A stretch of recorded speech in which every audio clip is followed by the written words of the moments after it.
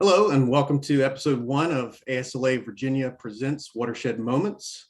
The idea behind what we're doing here today is basically talking about some future projects that we have coming up. And the idea of what a watershed moment is basically a figurative and a momentous event that kind of forges a new path. So in the literal sense, imagine a contour of line running along a ridge line on a mountain that will actually split rainfall to either sides. It separates the paths into two separate areas. Goes down a stream, into a river, it has an eventual exodus into a body of water. And this is, I think, an analogy for what we as landscape architects and for what our chapter profession is trying to do. We're trying to have a new watershed moment. We're trying to fall on the other side of the path. This is the debut episode with ASLA Virginia Watershed Moments. And we're going to be looking at a lot of different topics. We are a group of landscape architects talking. We have allied professions coming on with the AEC. We've got developers and a group of people that will be associated to talk about these different issues that we face in the profession for landscape architecture, but as well as the complicated world that we operate in as designers. As we start, I'm going to ask you, the listener or viewer, take just a minute and reflect on your own work environment and just think about something for a sec about how specifically you are effective at being a communicator. It's a fairly nebulous topic and question to ask you, but an example, how well have you advocated for a design idea in recent memory? Maybe you could think about it as like, have you been maybe steamrolled by a more valued, quotes, colleague? Have you been disappointed in the quality of work by others that you work with? Have you yourself dropped the ball on a project deliverable or botched that proposal that you thought you had in the bag? Well, it's okay. This is not meaning to get you in a down spot. This is actually trying to get you to think about some of these issues that we don't often think about. And it's really a dose of reality of self-evaluation because when it comes to our soft skills in communication, leadership, how we advocate for topics ourselves, and how we negotiate, I think that we could all use a little bit of work on that. So a bit about myself. My name's Borden Edgerton. I'm a landscape architect here in Virginia, in Richmond, and graduated from NC State in 2008 with a horticulture degree, went straight to do my master's at Cornell for 3 years, got out. I've been working professionally as a designer for about 8 years, but I actually switched gears in 2018. And in fact, she's been more of a diverse background of what I'm doing now is more consulting and product representation. But I am an ex-com member, an executive committee member with ASLA Virginia since 2018. And I've got Stephen Talley here, who is a landscape architect as well, going on almost 9 years now, but working with VHB. And he has had the pleasure of working with me over the past few years as well on the executive committee, working with a lot of the communications outreach that we have or marketing for what ASLA Virginia is trying to do. The quick note with ASLA Virginia, we're not going to harp on this a lot, but we've gone through years of strategic planning and we have heard what the chapter has had to say, and we're lacking often in our own communication. And we're not engaging well with the chapter and likely not offering enough value to why you are paying dues. We're trying to change that. This is one of the watershed moments that we are trying to correct. So we're trying to reestablish ourselves with the chapter in a consistent manner and one that is actually beneficial to you. So on that point, we're kind of kicking off 2022, hopefully in a good way. We have been, you might have heard from us recently, we've been promoting a program that's on this topic of communication and leadership. It's with an outside consultant, Nally Ventures, and Stephen has luckily been a part of this. And we had our first session, I guess, back this week on Wednesday. And it's 14 people from across the state. And we are working on a 12-week period, once a week for an hour and a half. And it sounds intense, and it is a little intense, but it's a topic that have been something I've been thinking about for a while, of how we can actually take the profession forward a bit. And we lack a lot of these skills, I think. I mean, I can't speak for everyone. This is generalizations here, but I do think that we have some definite room for improvement. And this topic gets into a lot of different implications for our profession, how we're paid, how we are viewed in the world, from the average Joe to allied professions to clients. It's something that we don't do enough self-critical reflection on. And we're going to talk a bit about what we have been talking about in that program. So I think for the beginning of this, I might talk to you, Stephen, and just see kind of what were your first thoughts when you heard about this program, and what's been your experience as a communicator or a leader working in your environment. Sure. Thanks, Borden. I know this program I'm particularly excited about, because it's really about, as landscape architects, how can we improve ourselves as leaders, as business people, and as communicators. I think as a landscape architect, obviously we're good communicators at, a design idea, for example, with the drawing, but we're not always the best communicators when it comes to developing business and leading a team, specifically a multidisciplinary team. So that's really what got me excited about this program. Is it's being led by a proven leadership and communication coach in Mike Nally, and I think it's really going to be a huge benefit for everyone involved to really hone their leadership and communication skills, and project management skills, for that matter. So well, that's it's what funny you I'm say that mainly too. excited about. I wanted to, you said basically like we are effective communicators with like our design ideas.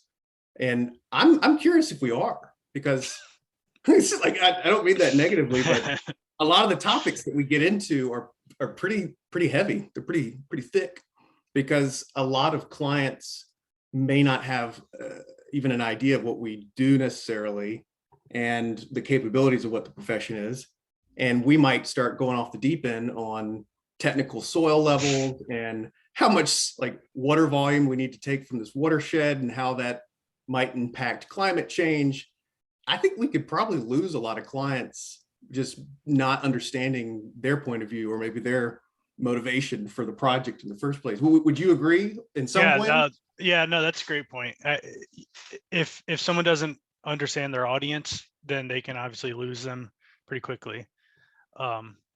But I think that being said, we have a start in terms of, we have a start in that we do communicate as landscape architects. We have our own sort of language that we communicate with. So how do you make that translatable, to the everyday person, or a client, or a citizen, or someone who may be, a stakeholder that may be involved. So yeah, it's a heavy topic because it touches on so many things.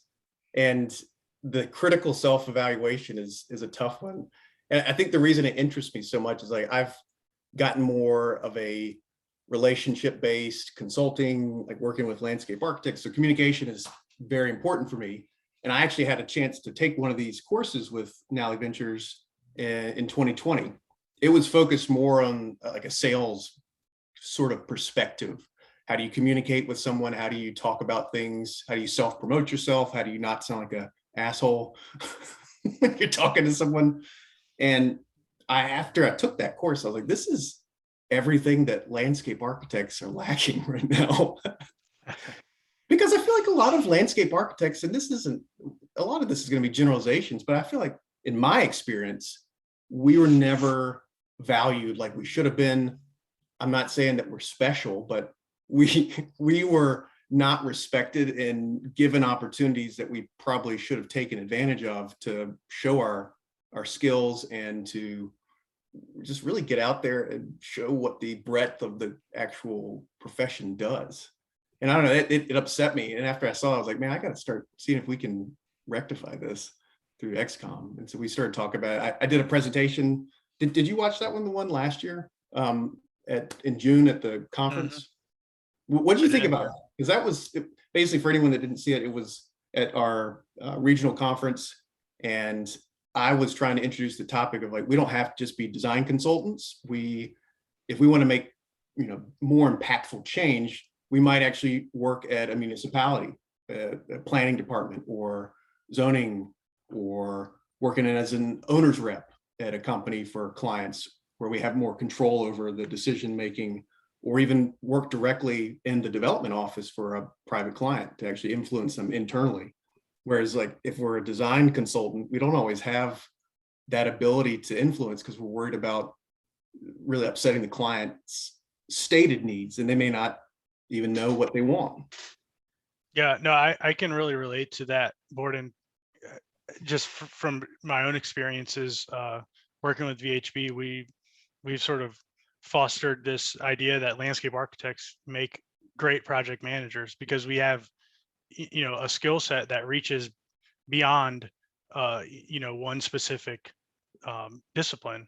So, we understand where a civil engineer might be coming from when they say that water needs to go a certain place. We understand what the structural engineer, is saying when there's an abutment that is going to impact our design or whatever it may be. Right. So, in my case, in my thought process is a landscape architect really is the ultimate project manager for everything outside the building. And so, I think there's a lot to say about that. And I think there's a lot that we're going to get out of this program moving forward to help folks realize that, we're a lot more valuable than just a design consultant. There's a lot more to the profession that we can add value to.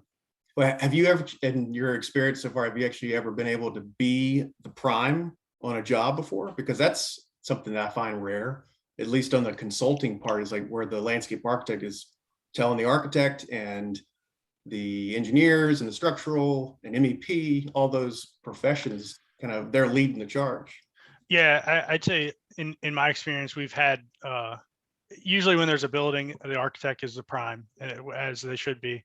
And sometimes we almost like co-prime a project, if that even makes sense, working with an architect side by side. So you're not a subordinate to an architect, you're, Right. an equal to them. And you're directing what's happening outside and related to the building, and the architect is directing those building, development programs, and you're together collaborating kind of as one unit. And that's what I've seen from my experience as being, where landscape architects can really add value. Yeah, I'm going to save this for another day and another topic, but I definitely think that there's a case to be made with some tweaks and adjustments that a landscape architect would be more, I think probably more understanding and capable of being a prime, even on a building project. And it's not something I want to get in yet. Like that's, I think we need to, that's a little, I can see people getting hot right now. I just saw an architect turn this thing off. He's like, you got to get out of here. This is a bunch of idiots. But no, it's really like I've got some opinions on it, but I think for another time. Dealing with this program we've got, it's again, it's leadership, it's communication, it's negotiation for our own contracts, for our own pay. And it's communicating in presentations, the design ideas that we have that are often complicated. And they don't often, like a building, I feel like, is very tangible. You can see it. Here's what it is. It adds value to a client. They can see what's going on. The landscape often doesn't have that. And a lot of the elements don't get that same respect when they probably should, because it's the first view of the whole facility. Like I worked in a lot of campus planning, and that was how we connected with a client, is to say, like, you may not understand what landscape architects do, but when you give a tour to a prospective student and you're walking through a campus, you don't often go into every building and see every building, but the campus itself is the selling point. They see kids, all the students are interacting. It's a beautiful lawn, it's trees, it's shrubs, everything. It's a lot that makes that first impact. That's what sold me on grad school.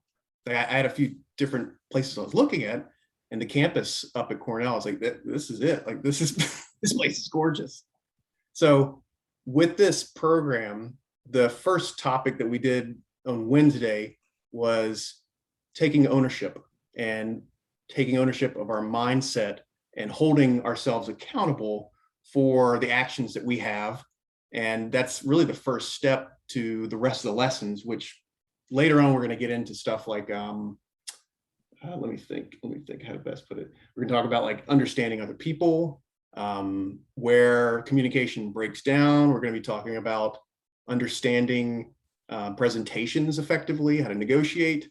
But the first thing that I guess they want us to learn is this topic of ownership and accountability. So with you, Stephen, you want to give us what you kind of first thoughts on that, like with what you got out of this? Sure. So just the first topic we talked about was the idea of a fixed mindset versus a growth mindset. And, that the fixed mindset is sort of, I'm here, I'm doing my thing. I'm Present. Another day, another dollar type of attitude. And the whole program, I think, is based on this assumption that that's not an effective way to grow. The fixed mindset, right? Yeah, the fixed mindset. That's not an effective way to grow or be successful or be a good leader or communicator or, or anything. Maybe that works for some people, but that's not the point of this, this program. And so it's really about the growth mindset, which right. Is this lifelong learner mindset that, in order for us to become better, we're constantly improving ourselves and constantly keeping an open mind and figuring out how to ways to push things forward. And with that comes an ownership mindset. So you take ownership over certain things. I mean, it could be something as simple as, the example Mike used was he owned the fact that he needed to go pick his kids up from the bus stop. It didn't matter what time right. it was. That was what he had to do. Like and that's even if he was in like a meeting, right? Yeah, he was, you bail out of the meeting, go get your kids. They're more important. Yeah. And from a professional standpoint, it might be your reputation. If your reputation's on the line, you're going to do what it takes to own it and to make it right and to make it where you want it to be. It could be a client relationship that's very important to you.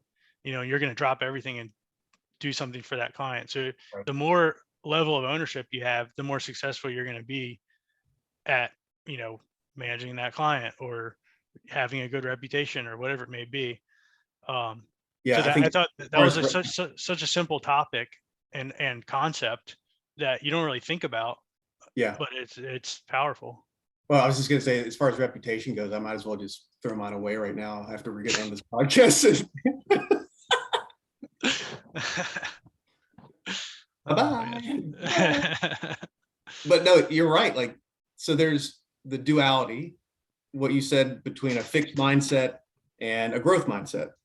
And if you are wanting to be accountable for your work and your reputation, you need to basically have a growth mindset, is the point. Yeah. And I've had trouble with this in my own experience, and some of you might be able to relate. But when I got out of design school, everything's roses. You're really excited about all the possibilities, and you take on a pretty broad mindset of how you might go about solving problems because you don't have a lot of the tangible experience yet. So you're very open-minded. You've got a lot of interesting solutions. You're pulling from anything. And I was very disappointed, I think, when I got into the professional world because of a lot of the experienced principals or associates that might be in a firm. They've gone through 30 years or 40 years of experience, and they've been burned on a lot of situations. And that's, I think, dangerous thinking for a design firm. When you are presented with a problem, it burns you. I find more often than not that they just don't even try and solve that anymore. It's just like, that didn't work. We're not going to do that. It's not possible. And if you even try to approach that, it's like, no, this is like, some time has passed, maybe technology has changed or prices have gone down on something, or a different viewpoint of how to approach the problem has come about. It gets shut down often in a design firm. And I think that's some of that fixed mindset. I think for younger people like yourself and I, it's probably easier to still have that. We're not hopefully crushed yet, the whole industry. Like we've not completely jaded on what we can accomplish. But I find that a lot of leadership, they can't afford to have that risk and they just avoid it completely. Yeah, I haven't honestly experienced that probably to the degree that you have. But usually when I'm faced with a moment like that, where someone says your idea doesn't work, and it's like they haven't even given you a chance to vet it. Right.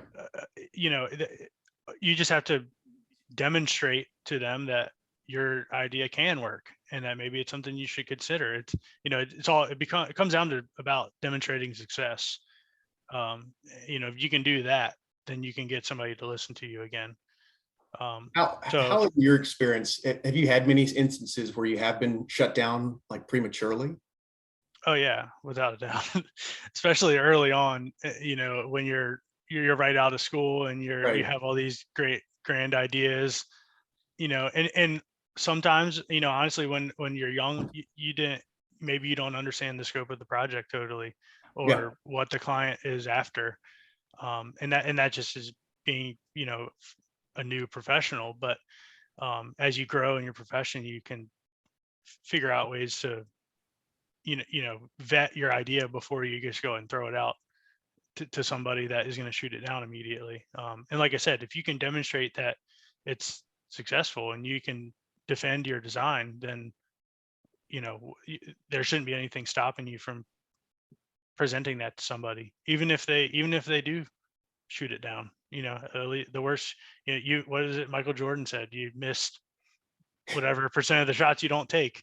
Yeah. You got to take the shots. So Well, here's a question, because I think we're going to get into this in later program modules, but it's an interesting question to hear you talk about this before we get to it. When you found that you met at like an objection, like you said, I think maybe we could do this differently and it could be a success, and you were shut down. No, we can't do that. It failed in the past. It's not going to work this time. How would you have maybe talked or spoken to this person, your manager or director or whatever, to try and bring them back to like the drawing table and say, well, hold on, let's talk about this some more? Like, how do you get their fixed mindset into a growth mindset? Because that's something that's a tough thing to do.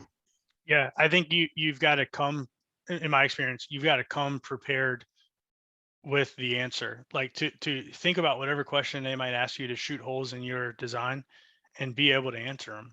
I mean, Mhm. that's what I've experienced.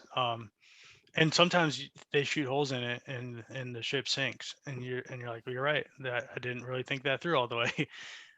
And then other times you just made a project a lot better and saved the client $100,000. So Do you feel like they're listening often? Because I've been in situations too where I've come prepared, like very prepared, and I present, hey, we should do this, and they're like, nah, it's not going to work. And I'm like, well, here's what I've done extensive research on this topic, and here's what I've found.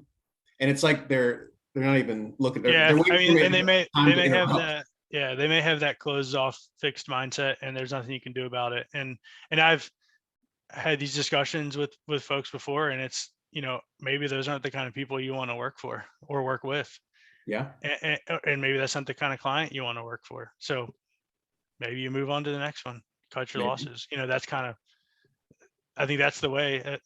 Not everyone's going to agree with a good design idea necessarily. So you can show that it works all you want, but What if you like approached it where they said, hey, this isn't going to work, and you're like, man, this guy is really not going to budge on this, and you then ask them maybe a question to get them talking more about it, like, okay, well, what happened in that project, or what happened in that situation?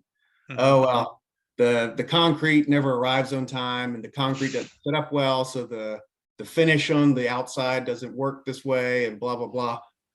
And I think the more information maybe you can get, you get them thinking about Mhm. what went wrong exactly. Like you start, I think, honing in on the problem.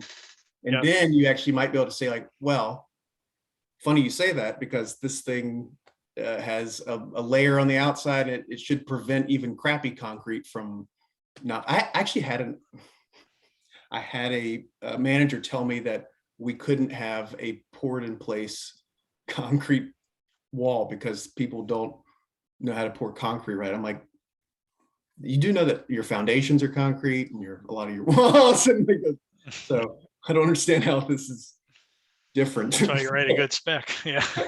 It's like, okay. But to that point, like, do you think that's an effective way of maybe approaching someone?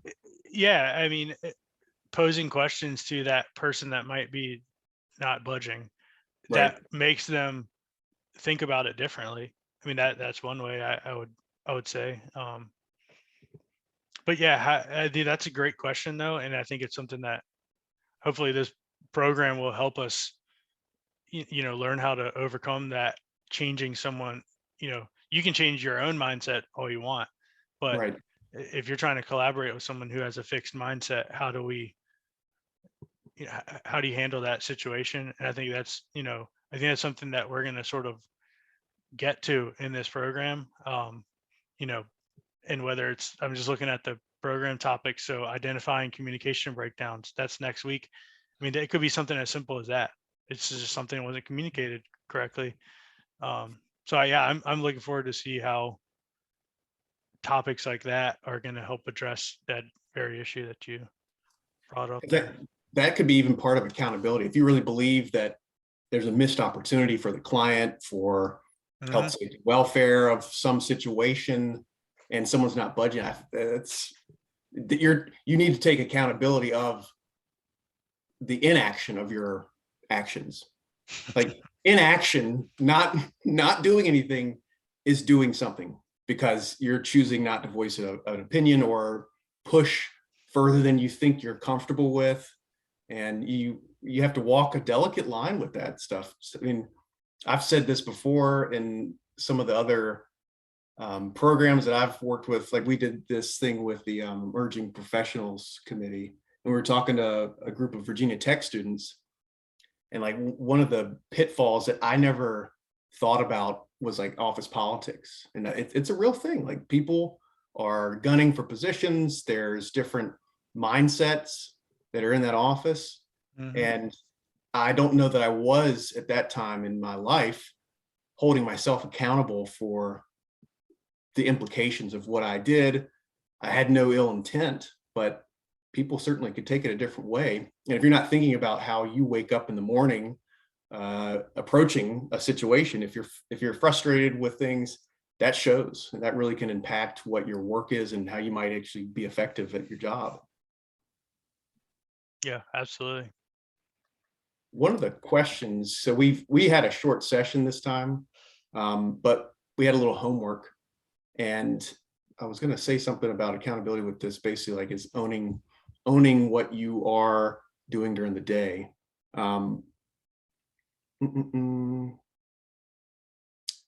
Yeah, to your point, this was exactly what I was looking at. So I have a difficult time communicating often like a complex topic. Someone's already shut down, and I don't know, this is like they've already looked at me and heard the first, like, as soon as you say like I'm a landscape architect, they either think, okay, you're a landscape mow and blow guy, you can come do my yard, or they go to the opposite side. They're like, oh, you're an architect, wow, that's so cool.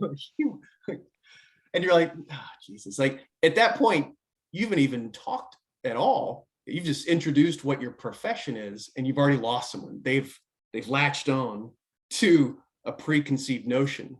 And that's my question for Mike and them for this next thing, because that's a real problem as a professional in landscape architecture. How do you break that preconceived bad marketing of what our name is and what we do? And it's a tough one. I don't know how you politely do that. Yeah, I mean, I've heard people go as far as maybe you should just call yourself something else. It's like, well, I used to think that was dumb, but I'm kind of not. Like when you break it down that way, like you got landscape, which is associated with like people are like, oh yeah, these guys are just like putting shrubs in my yard. And then you got architect, which is not what we're doing. I mean, we have some ability to design structurally or look at structures, but we're not designing a house. We're not designing a whole commercial building. It's not what our Yeah. profession is. I mean, from a different perspective, though, you're still trained in design as an architect is. So we still think the same way as an architect. It's just we're designing the exterior of the landscape and Right. not the building itself. We're designing the environs and the place that you know. The that gestalt. Yeah. Yeah. Got to get that gestalt.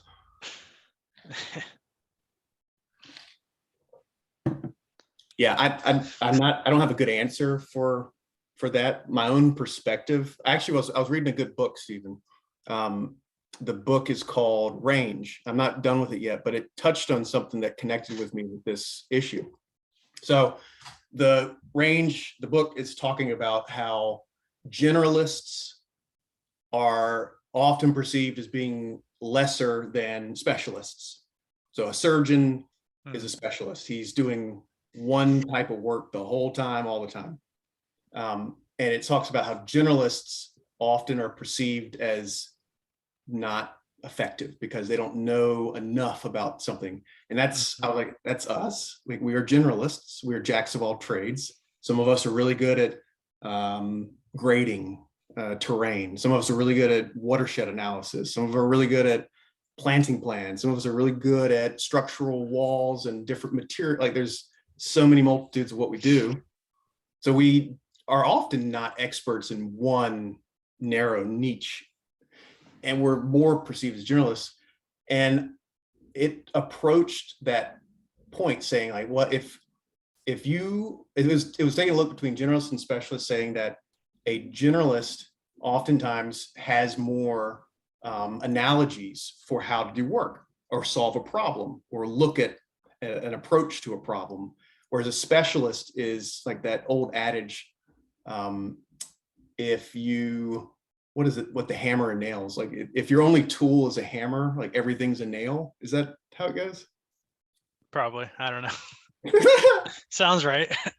But it's basically saying like, if that's true. you only know one area, like that's how you're going to try and solve it. You're going to bang it with a hammer.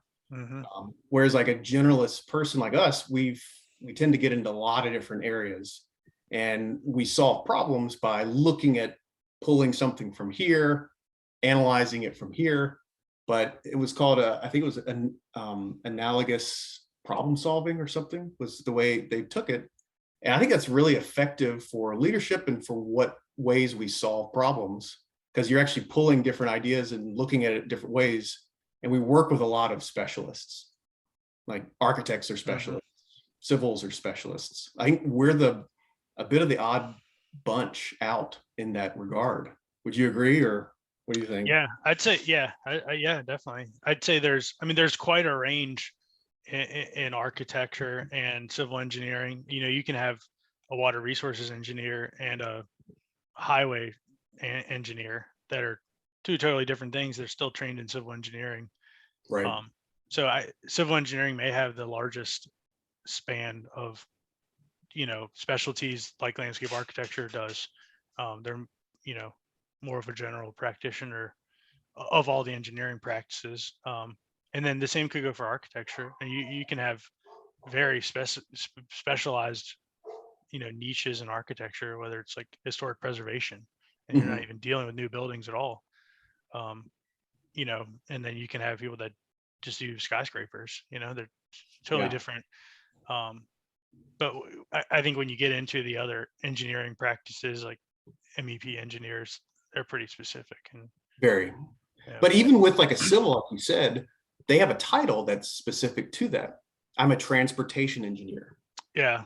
I'm a structural, like I'm a park landscape architect. I am trails, rails to trails landscape architect. Yeah. Maybe that's what we should introduce.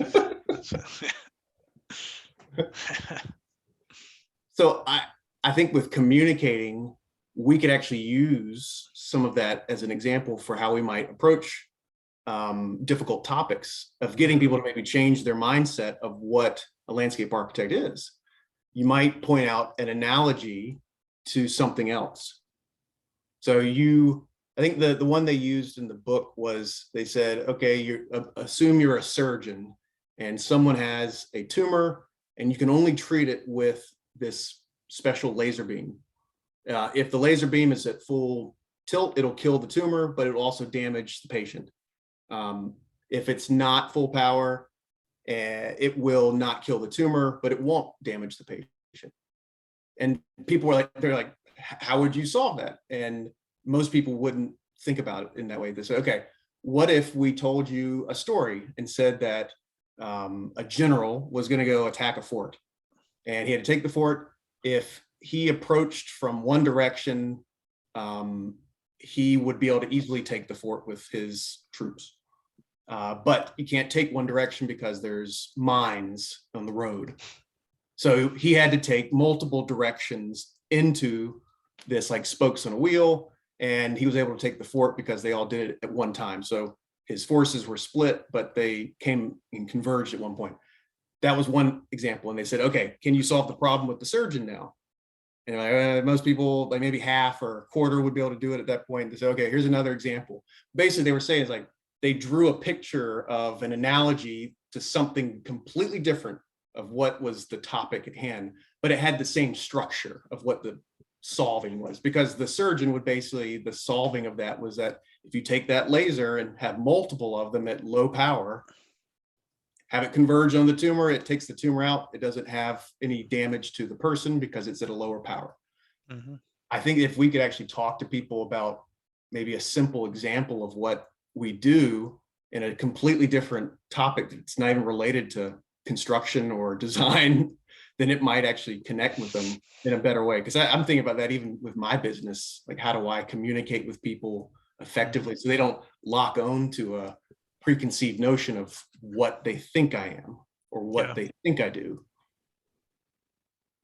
Yeah, I think Mike's gonna be able to help us craft that, analogy. Because I mean, we could come up with analogies probably all day.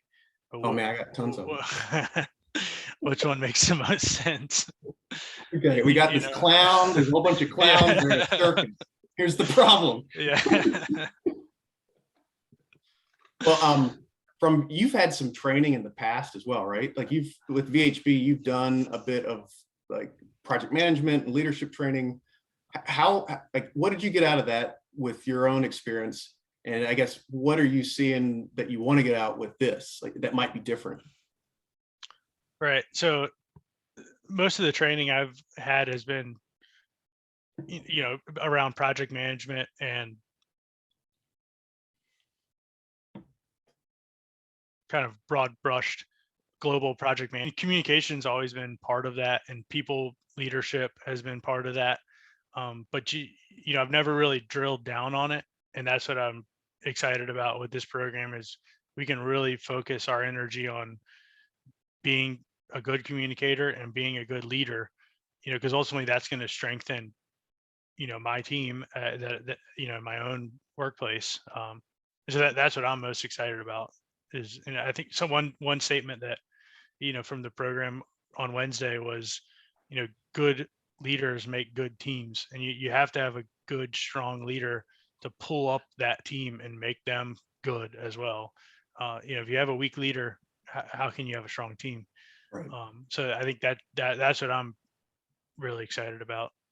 Well, what did you all like topics that you touched on with your with that other training program that you worked with that was intercompany?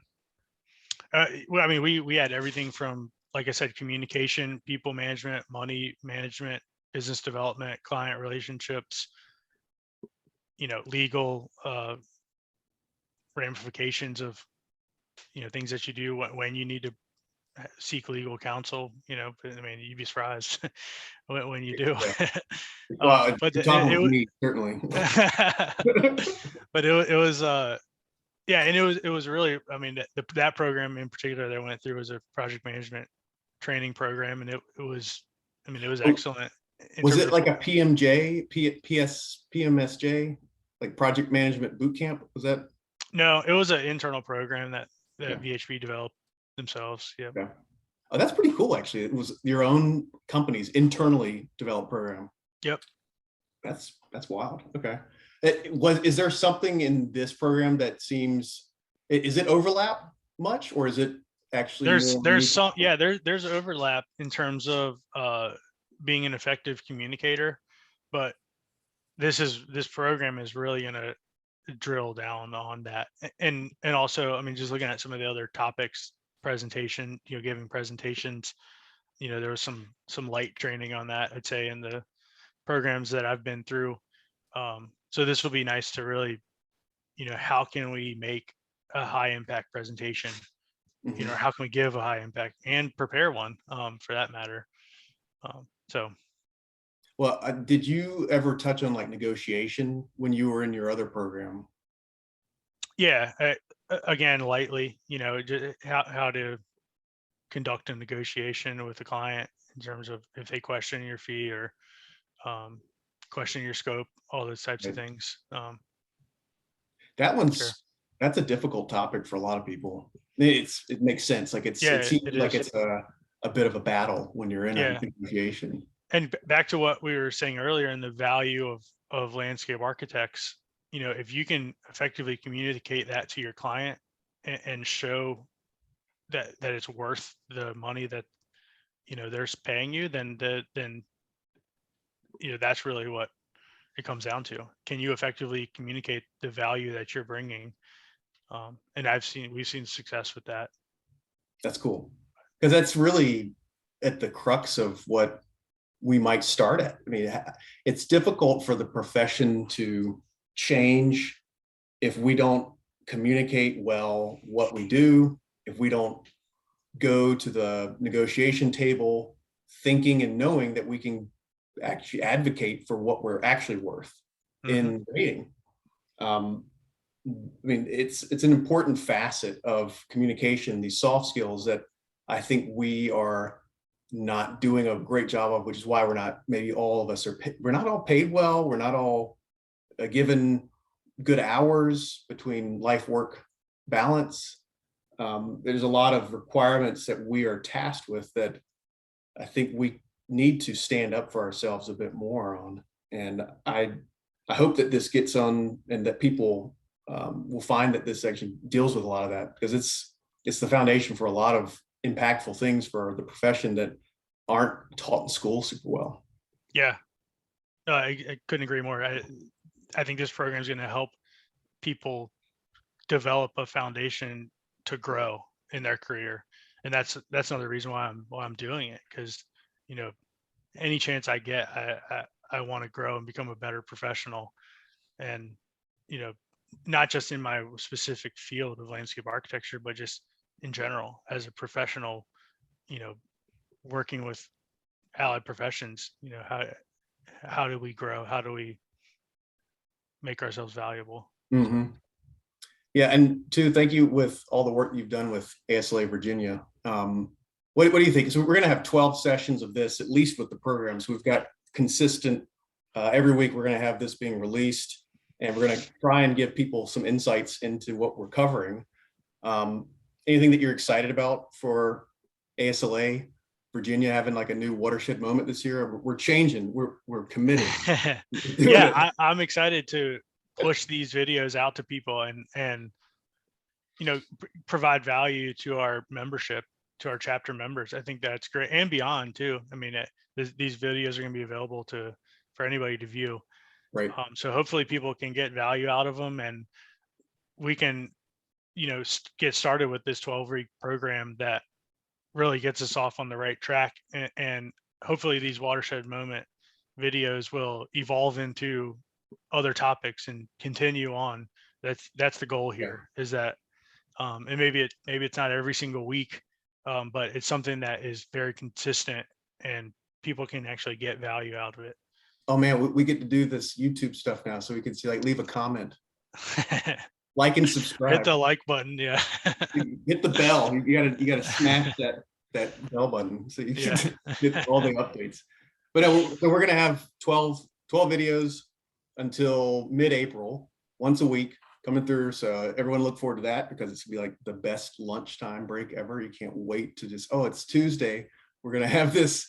We got the new podcast coming out. Can't wait. Everyone gathers around, gather around the radio. Put it on the big screen. You put it on the big screen.